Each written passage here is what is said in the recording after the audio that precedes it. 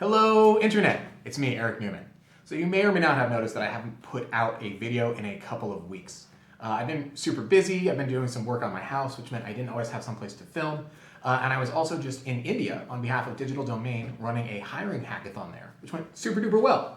But I've also been super busy working on some stuff like for Mobile World Congress and NAB coming up.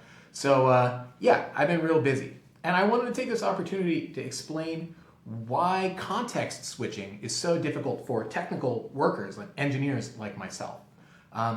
So context switching is when you switch contexts. And what that means is when you jump between doing one kind of task to doing another. So let's say I'm coding and somebody comes over and bothers me and says like, hey Eric, I have a question about blah, blah, blah. And I have to stop what I'm doing and work with them and explain that. Or in this case, I have to stop what I'm doing in terms of my work and take 3 entire minutes out of my life to film one of these videos. You'd be surprised how much time it costs me to stop working for the 5 or 10 minutes that it takes to film one of these things. So context switching is particularly bad for technical workers, software workers in particular, because of the nature of our work. When you are writing software, you are imagining and holding in your head this whole big project. Some people have described this as like building a castle out of glass or building an upside down pyramid in your mind. So when you start working, you have to sort of like remember, okay, what's the problem I'm working on?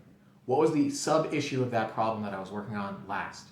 And you have to sort of like go further and further and further into this problem. The way I think about it is not like you're building a castle of glass, which comes shattering down every time you get interrupted, but rather that I am sort of like mining.